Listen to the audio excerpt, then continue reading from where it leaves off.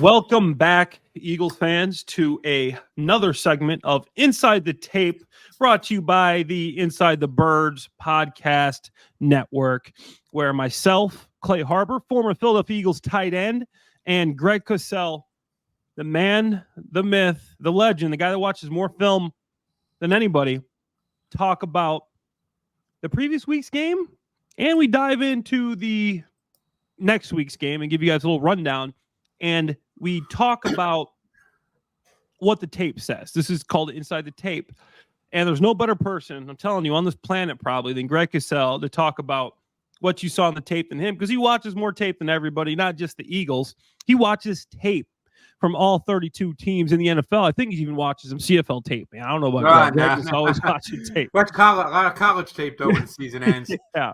So Greg has a great base of what to go off of in certain things. So this is great conversation because Greg knows he watches all the other teams, not just the Eagles. So he can compare and contrast to what we're seeing with these birds. So Greg, when he turned on the film, heartbreaking loss for the Eagles, to the Seahawks in Seattle, tough place to play. I lost out there myself. Vince Young was the starting quarterback. It was an ugly Thursday night game back in the day. But what did you see? What was the first thing that jumped out on you? Let's start, instead of starting as a whole view, let's start with offense. Well, what jumped out at you? What were you seeing from Jalen Hurts? Just what did the tape show you about this offense? It started so good. Looked like the Eagles were just going to be rolling. And then they kind of hit a snag, and they couldn't move the ball. So what'd you see offensively? Yeah, I mean, they had their 3 scoring drives, all were lengthy drives, and other than that, they didn't do much. I would say overall, if you're looking at a big picture of their offense and the way Jalen Hurts is playing now, I think what you see on tape, and what I'm about to say is purely based on tape, is overall, I think unless it's clearly defined with some of their staple concepts in which he can get rid of the ball quickly within some kind of rhythm, that besides that, he's not necessarily seeing it very well. There's a lot of concepts that are there, and I've seen these concepts so many times because, as you said, I've been watching tape for a lot of years, and I see every team, so I know what the concepts are, and so therefore I know what the reads are based on the coverage, and he's just not throwing the ball where he needs to be throwing the ball. The throws are there. He's either not processing it correctly, it's not registering. This week the ball came out of his hands really quick because I think they know that as a staff that they wanted to give him really clean, defined rhythm throws where the ball could come out.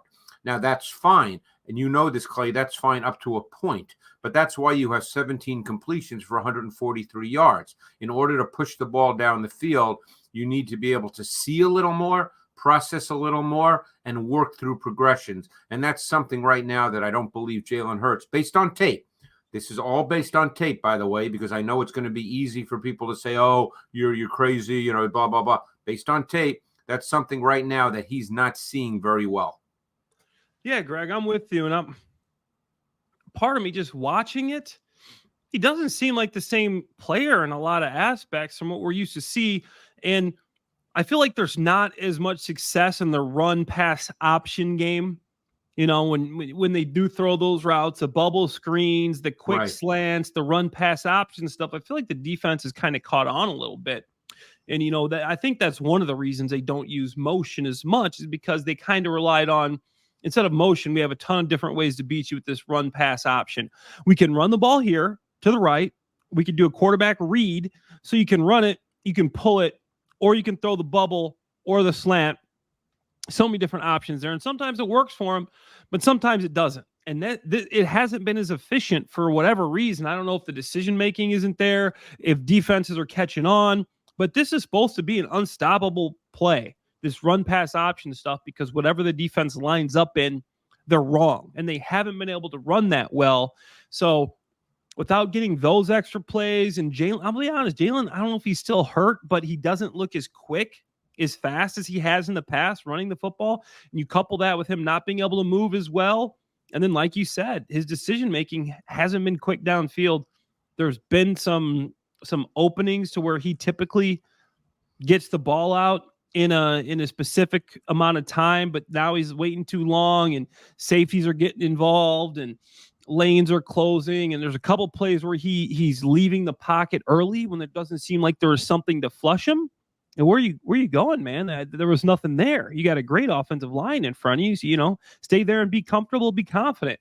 You got your receivers back, your weapons back, so there's no excuses this week. And to me, it kind of just seems like he took a little bit of a regression, and it was sad to see, because after getting these weapons back, I thought they would take another step forward. They would be that offense that we thought they would be. Yeah, and as we're saying, there are certain staple things they do, and they're clean. I mean, we saw him, for instance, I believe it may have been the first play of the fourth quarter where they ran, the slant flat, and he hit Brown on the slant versus off coverage. Yeah. The things that are clean. That was an RPO too. I'm sure it was, yes. And there's a lot of RPO elements. It's funny, Clay. Now that there's so much of that look in the league, and I've had this conversation with some coaches.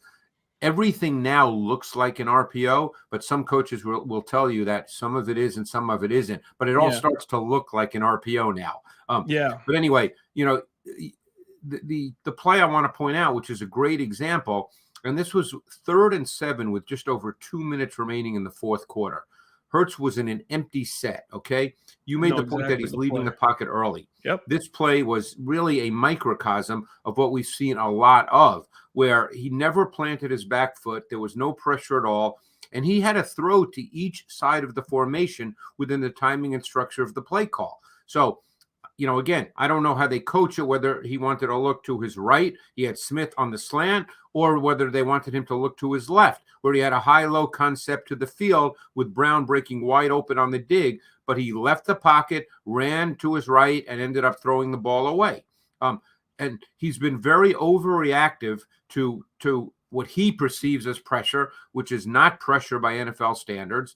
And he's just not seeing it the way he needs to see it. Now, he can do it. We've seen him do it. That's the thing that makes this difficult, is we've seen him do this, but he's not doing it now. And that you and I don't know the reason for that. We can speculate all day long, but we don't know the specific reason. But when you watch the tape, you see the route concepts, the same route concepts that everybody runs. They're there. They're clean. The ball needs to be thrown. No, absolutely. And I agree. And then looking at the other sides of I thought the offensive line, for the most part, played a pretty good game. Looking at I thought Kelsey played well. I thought Lane and Mailata did okay. Tyler Steen, Suo Peta had some ups and downs. He got beat a couple times, didn't do great in the run game. But what's your take moving forward? I know that they're starting to have a couple injuries up front. What are you thinking about this Eagles offensive line as we go to the playoffs? Are you as confident in them as you have been, or do you see some cracks forming? No, I don't think the offensive line is an issue. Do I think they played overall as well as a year ago? No. But last year, and I think you would probably agree, they played at a really high level. But I don't think it's a problem or a weakness or a concern. When your quarterback is not executing the way that he needs to, what happens, and I think this stands out, is that's when there doesn't seem to be any kind of rhythm to the offense.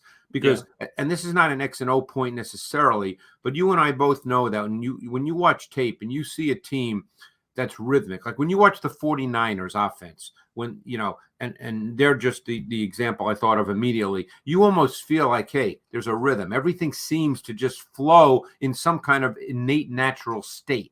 And there's not that many teams play like that, obviously, but you can definitely notice it when you don't see that. And, I think that's one thing we see with the Eagles right now. There's not really a rhythm to their offense. Yeah. So when you're talking about like the Eagles pass offense and concepts, do you see a difference as to some of the teams? To me, I can't put an exact finger on it. I mean, it looks very similar to what you see around the league and I agree. Concepts. And are you seeing anything different that they're calling or anything like that might be a problem? I mean, I don't, but look, because of what they achieved a year ago when Hurts played at a really high level and the offense played at a really high level, the fact that it's not happening that way right now, the normal response is it must be the coaching. And I got to tell you, watching the tape, I don't believe that. I mean, look, is Brian Johnson going to call different things than Sean Steichen? Of course he is. But, you know, the other point, and I made this point to the guys this weekend, but I'll make it as well right now. Brian Johnson is a first-year coordinator. As you know, every coach has to start somewhere. That's the way it works. Every coach gets that first opportunity. Are they going to be unbelievably great right away? That's rare. Okay. Yeah. They have to work through these things themselves. So, you know, it's easy to say, oh, Brian Johnson this, Brian Johnson that. And I'm sure that when this season's over, wherever it ends, Brian Johnson will self-scout himself and look back and say, oh, you know, in this situation, I could have done this better. Everybody does that if you're serious about your work. I know I do that every week. When I walk out of the matchup show, when we shoot it every Friday, I think to myself, man, my lead in, I could have been better with what I said there. Everybody does that, you know, Yep. if you want to be great at your job. But I think that's an easy cop-out because the reality is, as you know, there's not 1,000 route concepts. For the most part, everybody runs a lot of the same things. I see the same things every week with every team. Okay, now you can argue it's when you call them, it's how do you tweak them. You know, all that is fair. But for the most part, the concepts are the concepts. You know, and you know, whether you're running flood, whether you're running high low, they're all, you can get to them from different splits, different formations, different people running them, different personnel packages. That's all true. But the concepts are still the concepts, Clay, and you have to execute the concepts. No, I agree. And then, I mean, players got to take responsibility for a lot of this because people need to realize, too, is a lot of times in these plays, you're given 2 plays when you go to the huddle or when you go to the line of scrimmage, and you can check to put yourself in a good play. Yep. So, you know, a lot of times it's up to the player sometimes to identify what play should be run, check, audibles, and then sometimes it's a call it and run it. You know, you're going to have some call and runs, Sure. but a lot of times you do have the power to change the play. So some people don't realize that it's at the line of scrimmage that a lot of this happens. So, yeah. So moving forward to the Eagles defense. I thought Yes. they played a solid game. Obviously, they're going against Drew Lock. So a lot of these people, oh, the defense looked better. The defense, they were going against a high-powered Dak Prescott Cowboys offense last week. Are going against the Buffalo Bills the week before that. You're going against Brock Purdy and 49ers. Of course, the defense is going to look better. But did you notice when you're watching the tape any noticeable difference between Sean Desai and this new defense that the Eagles were running? Was Matt Patricia doing anything different that you saw from the previous weeks that Sean Desai was doing? Yeah, a couple of things stood out to me. First of all, they hardly ever rushed 5. I think they rushed 5 on 2 snaps the entire game, and on Drew Lock dropbacks. I thought they played a higher percentage of man coverage in this game. Now, it could have also been specific to the opponent. This is what we don't know. We don't know where it's going to go as Matt Patricia continues to be the play caller. But they featured a lot of 2-man coverage. They played cover 1 robber. Overall, they played a lot more 2-high coverage, but they played more man because they did play a lot of 2-man.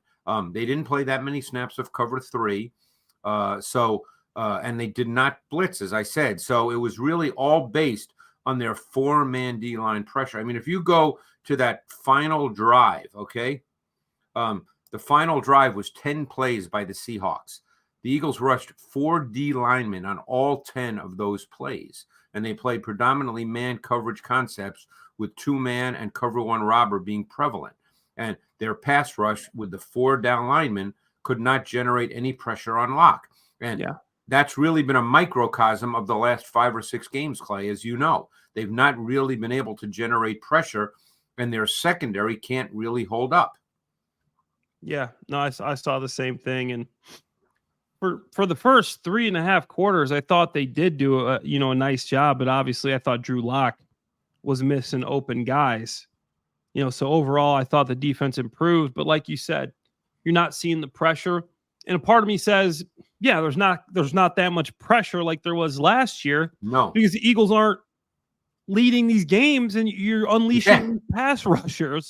So That's you're not going to have pressure. And obviously, you got to look at football in a situational sense. If I'm that's an a great offensive point. lineman, yes, and I'm up and my team's down, they know we're throwing the football. These guys got their ears pinned back and they are just rushing the passer like crazy, trying to catch up, trying to extend the game with incomplete passes. Obviously, the clock stopping, getting bigger chunk plays when you throw the ball, typically.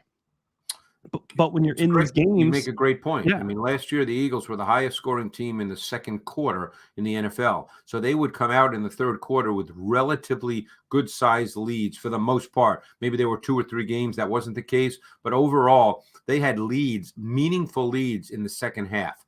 And when you do that, the other team is more likely to be one-dimensional throwing the ball, and you can rush the quarterback. This year, that has not been the case. The dynamic of the games have been different. A couple of other things we need to point out about what Matt Patricia did, which, was a little bit different. Number one, we saw as their basic foundational base defense was big nickel. They played with 3 safeties. That was their base defense. They played with Byard, Brown, and Blankenship. That was their base. So they didn't play very much 5-2, as we've seen in the past, where they played 5 defensive linemen and 2 stacked backers. They essentially played big nickel. And in the big nickel, they had Leonard and Morrow as the linebackers. Now, the other thing is they played a ton more dime than they had under Sean Desai. Dime being 6 defensive backs. And in dime, they played 3 safeties and 3 corners with only 1 linebacker, and it was Morrow. So Leonard did not play in the dime. So they played, I believe, 21 snaps of dime, which was far and away more than they had played in any previous game. And as I said, it was 3 safeties and 3 corners, and they had a rotation of opposite Bradbury of Eli Ricks and why am I blanking right now? Of Eli Ricks and Keely Ringo and Keely Ringo. Yes, that was the rotation opposite Bradbury, and I think they played relatively an equal number of snaps. I think looking at Bradbury, rough day for him. I mean, early he was fine. I mean, he had a solid game, but then you look at that last drive, that last play that we're going to look at, and I think you got to start. Obviously, maybe you go through the rest of this season with Bradbury, but moving forward, man, I just don't think he's lost a step. He's lost some confidence, and he's making bad decisions. And I think you got to go a little bit younger. And I thought Ringo and I thought they played pretty well on the other side there. I kind of liked what I saw from Ringo. I did him coming out of Georgia. I didn't love him for a couple of reasons. As you may know, he was the number 1 corner in the country coming out of high school in Arizona, and obviously going to Georgia. 6'2", close to 210. He can run fast in a straight line. He's a little stiff. One thing that stood out watching his Georgia tape was that he struggled to stop. Receivers and corners have to be able to stop. Nobody thinks about that. They talk about straight line speed, and sometimes guys with great straight line speed can't stop. And he struggled with that. But I actually thought he had some good reps in this game. I'm anxious to see him play more.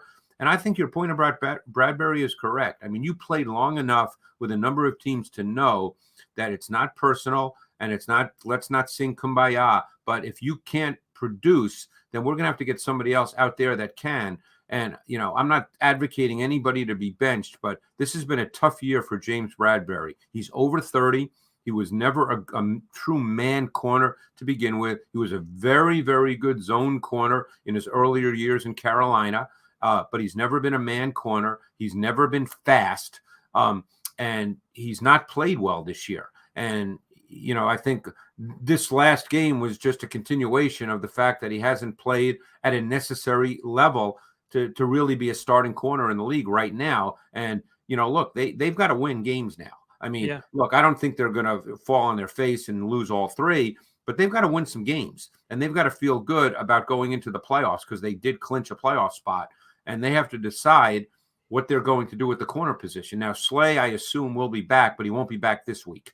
Yeah, won't be back. So they're gonna need Slay back, and obviously, with Slay, I think they win the game, but then also Seattle had a number of injuries too, so you can't say it there. But yeah, you saw a bunch of guys get a lot of snaps. You typically like Sidney Brown, 48 snaps, Eli Ricks, 29 snaps, Bradley Roby, 29 snaps, Keely Ringo, 32 snaps. Yeah. So these guys to get a lot of play time. I thought Nick Morrow, just to talk about a couple people I thought had a really good game. I thought Nick Morrow played well. I thought Jalen Carter played well.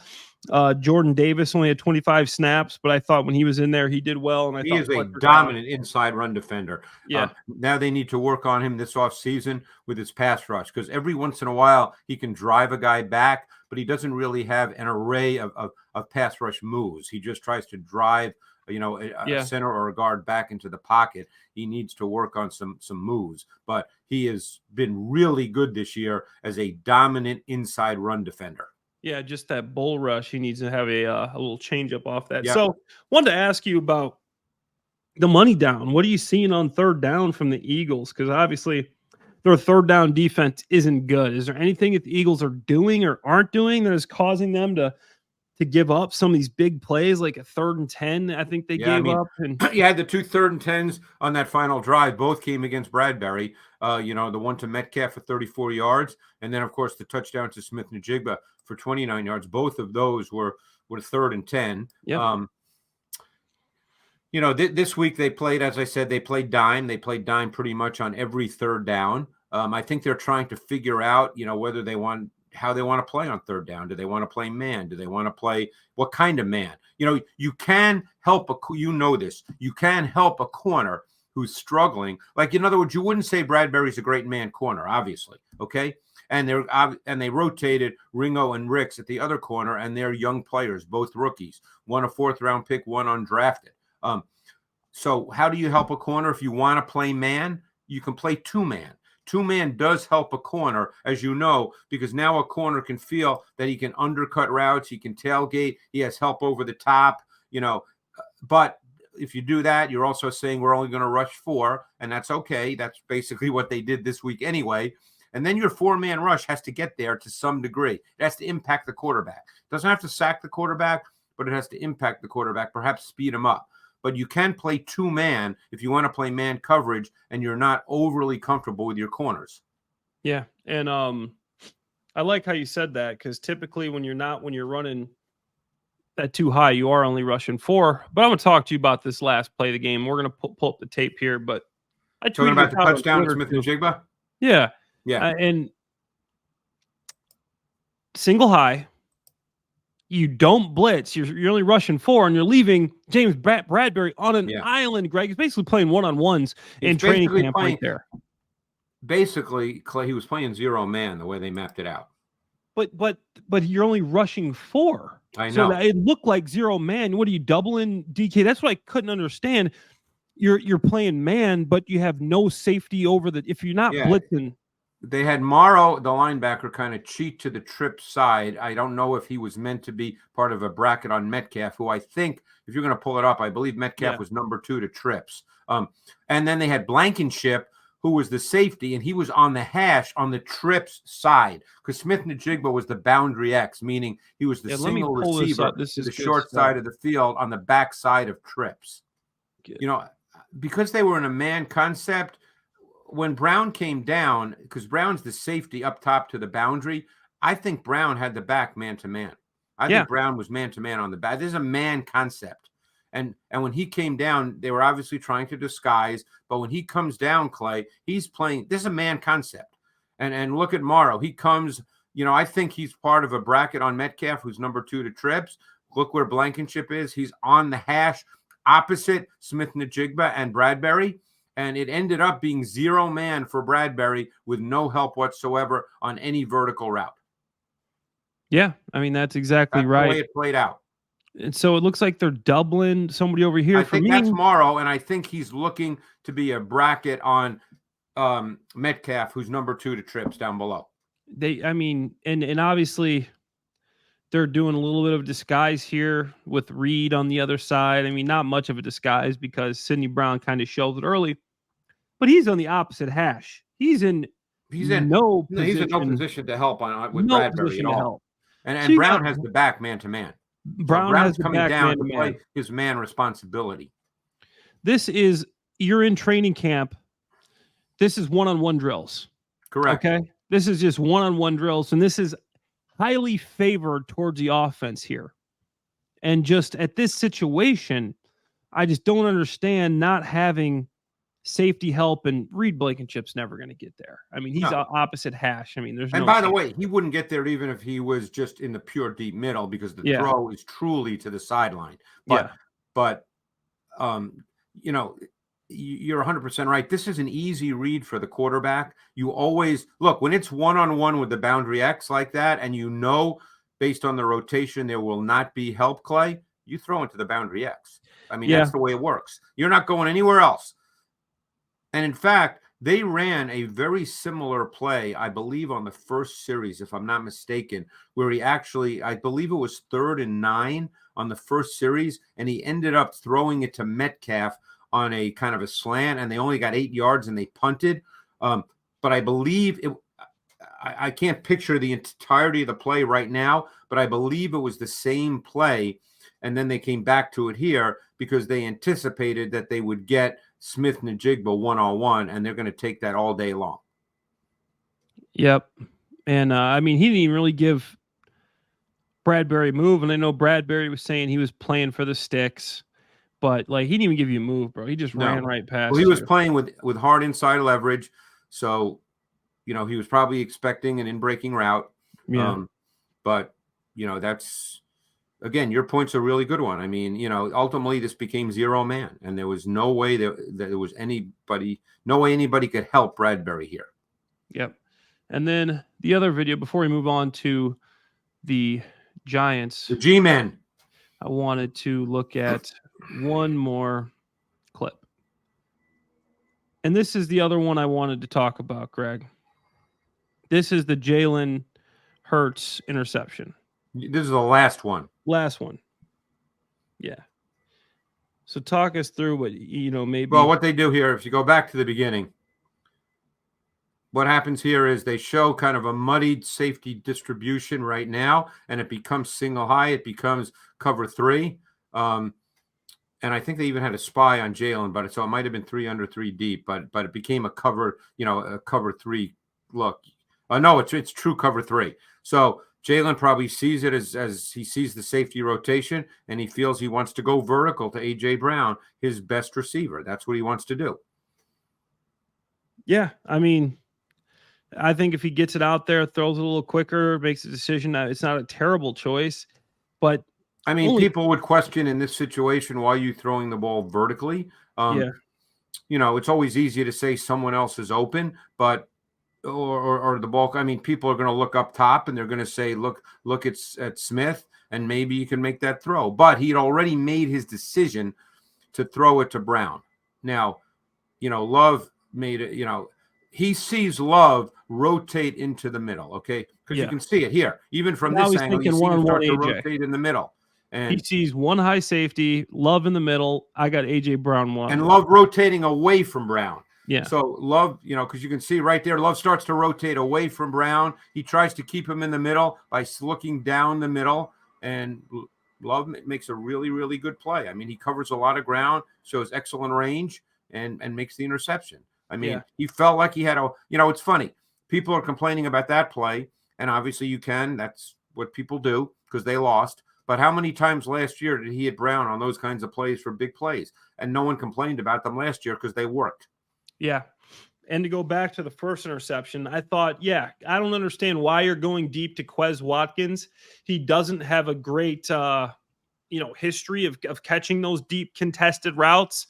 But I think Quez, I know he got pulled. Could have been a pass interference. But you got to go. You got to you got to tackle that defender. He does not come down with that ball. You got to make sure he doesn't come down with the ball. Well, I think the reason he threw it, again, I'm not in Jalen's head, but when the play started, Love was lower, not in the box, but he was sitting lower. And I think because it was ultimately a post-dig combination, Smith ran the dig. And I think he saw Love sitting low when he took the snap, and he felt with Watkins' speed, I'm sure, that he could get the ball over the top. Love made a great play, getting tremendous depth, sinking with speed. and leverage, and he made the throw, and Love made a great play. Now, again, it was a post-dig combination, and Smith was wide open on the dig. So, it was first down too. So again, it was a shot play. He thought he had it. He didn't have it. But that was the play call, and he decided to take the vertical shot. Yeah, absolutely. And that's the game, man. Close game. The Eagles should have won. They were in control of the game the whole time. I felt like they were going to pull this out, and unfortunately, lost. The plus side to this is the Birds still are in a good position. If they win out, they will win the division. Before we leave, I wanted to tell you guys about Manscaped. Santa baby for the season. The season for a fresh cut is finally here with the sponsor of today's show, Inside the Tape, Manscaped. The leader in below-the-waist grooming have just launched their 5th generation lawnmower to help you avoid another silent night in the bedroom. Take care of your special snowflake and watch your South Pole shine like never before. Get the best stocking stuffer of all time by going to manscaped.com and using promo code TAPE20 for 20% off and free shipping. Miss Claus will thank you. Everybody knows the Lawnmower 5.0 Ultra is the crown jewel of the holidays. Its safe, skin-safe technology is a lifesaver and known for reducing nicks and cuts on Santa's sack. Don't forget the Manscaped Beard Hedger Pro Kit and Handyman Electric Face Shaver to cover all your facial hair needs. Get rid of those nasty icicles from your nose and ears with the Weed Whacker 2.0 nose, ear, and hair trimmer. And take care of your chestnuts with Manscaped Boxers 2.0. There's even the Shears 3.0 nail grooming kit. Get 20% off and free shipping. I love the free shipping with the code TAPE20 at manscaped.com. That's 20% off with free shipping at manscaped.com and use promo code TAPE20. Say ho, ho, ho to a well-groomed mistletoe with Manscaped. Hey, it's Jeff Mosher. I love the fall because football's back, but it's also my busiest season. Between work, kids going back to school, youth sports and activities, there's just not enough time, especially to make a good home-cooked meal. That's why I love HelloFresh. They deliver farm-fresh food with pre-proportioned ingredients and seasonal recipes right to my doorstep. No more wasting time at the grocery store because America's #1 meal kit helps make home cooking easy, efficient, and affordable. We don't waste time researching new recipes and planning meals. With HelloFresh, the shopping's already done. The perfect amount of ingredients arrive with step-by-step recipe cards. How efficient is that? Plus, HelloFresh saves you time and money. HelloFresh is 25% less expensive than takeout, so you'll get a home-cooked meal without digging deep into your wallet. Don't forget about taste and selection. HelloFresh makes food for meat lovers, seafood lovers, vegetarians, and those who love variety. My personal favorites are the spicy Creole stew and pecan-crusted trout, 2 dinners my whole family enjoyed, and we actually had time to sit down together and eat at the table. Go to HelloFresh.com/50Eagles and use the code 50Eagles for 50% off plus free shipping. That's HelloFresh.com/50Eagles. Use that code 50Eagles for 50% off plus free shipping. Act now for America's #1 meal kit. Looking towards this Giants team, and obviously, they got a new quarterback in there. You've been seeing it, Tommy Cutlets, Tommy DeVito, all the crazy talk about Tommy DeVito. So when you look at this Giants team, what are your thoughts? What stands out to you? Your viewpoints on Tommy DeVito, Wink Martindale's defense, everything going on there, and do you think this is a team the Eagles can move? Yeah, I mean, I think offensively they're doing the right thing. Brian Dable's doing the right thing with Tommy DeVito. They don't ask him to do too much. There's a lot of RPOs. There's a lot of quick game. There's some elements of what one might call gadgetry, where they have direct snaps to Barkley. The one thing they have started to do, I don't view this as a gadget at all, but they starting to use Wan'Dale Robinson as a movable chess piece. He's a motion player. He lines up in the backfield. He can be anywhere in the formation. That's not gadgetry. That's just very good deployment of a player with those kinds of traits. I think Dable understands that every once in a while you've got to take a shot So he'll call shot plays on first down where he has deeper routes, maybe a post-cross combination, maybe a post-over combination, maybe a flood combination where there's one read, you're reading the flat defender. So he'll take those shots every once in a while. But for the most part, they're not really asking Tommy DeVito to read coverage. My sense watching the tape, I don't know this for a fact because I'm not in their meetings, Clay, but my sense watching the tape, particularly since in his first couple of starts he was sacked so much, which they absolutely don't want. Nobody does, but they can't convert 3rd and 14s, really. Is my sense watching the tape is they tell Tommy DeVito that, hey, if you don't see the primary read, if you're not comfortable with it, take off and run. Yeah. And let's not get caught in really long yardage situations. And by the way, he's shown better mobility than I think a lot of people thought he had coming out of college.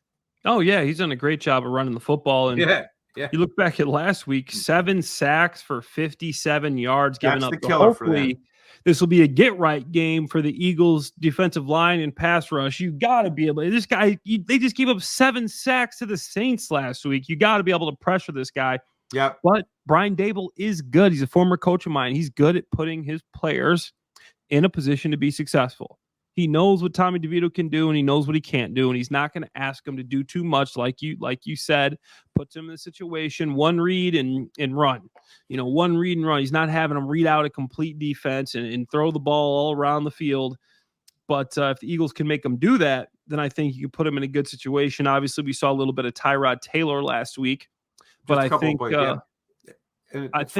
DeVito's playing. Yeah, the 7 sacks are interesting because the week before when they beat on Monday night, they beat the Packers. He was not sacked and he did not commit a turnover. And I think obviously that's what every coach wants. But I think in the case of Tommy DeVito, it becomes increasingly important.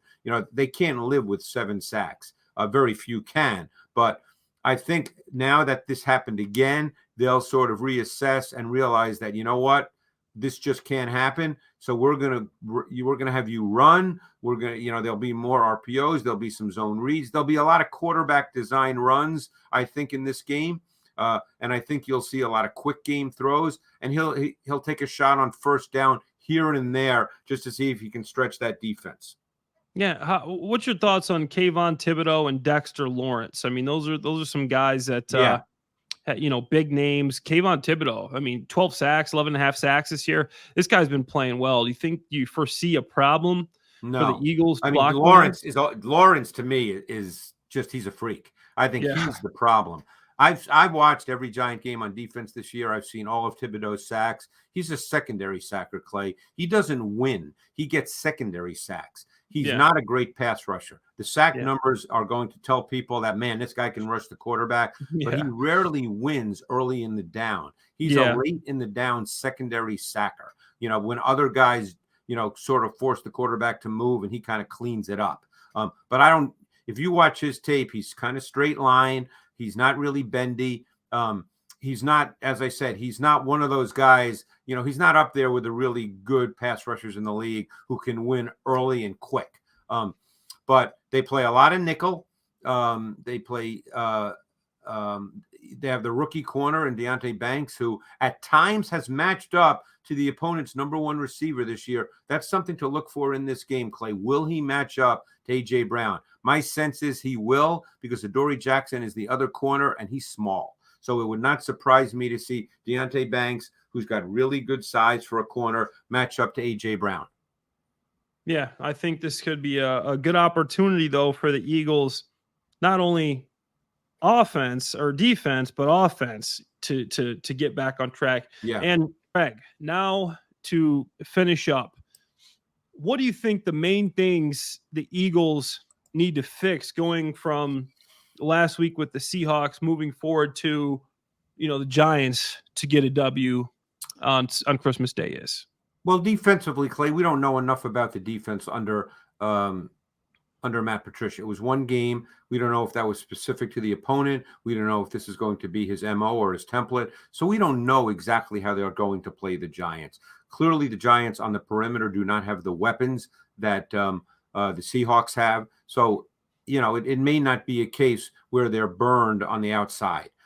I think if the Giants were to play their ideal game, Tommy DeVito would only throw 22 or 23 balls. So they would not ask him to drop back 35, 38 times.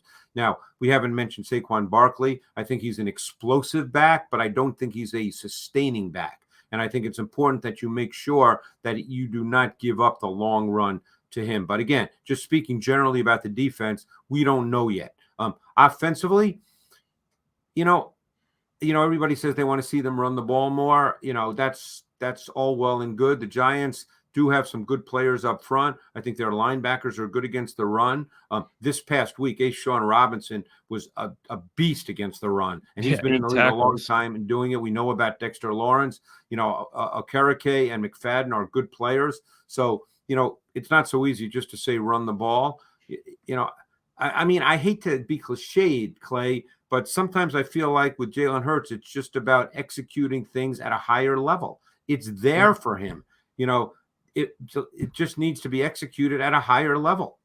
No, I'm with you, Greg, 100%. And stop Saquon Barkley. Last week, he only had 9 for 14, 1.6 yards a carry. And Tommy DeVito, 4 carries for 36 yards. You stop Tommy DeVito and Saquon Barkley in the run game and make them beat you in the pass game, I think you'll come out with a W. Obviously, the G-men may be ready to go. The last game they played in Lincoln Financial Field was last year's playoff game, the wild card round. Excuse me, the division round, right? Yeah, the division round when the Eagles got after them pretty good. So I think they could have revenge on their mind. But as always, we want to thank you guys for sticking around and watching Inside the Tape here on the Inside the Birds podcast network. From myself, Clay Harbor, former Philadelphia Eagle tight end, and Greg Cosell, the man, the myth, the legend, the man that watches more tape than anybody. Wish you guys happy holidays, and we'll see you next week. Fly, Eagles, fly.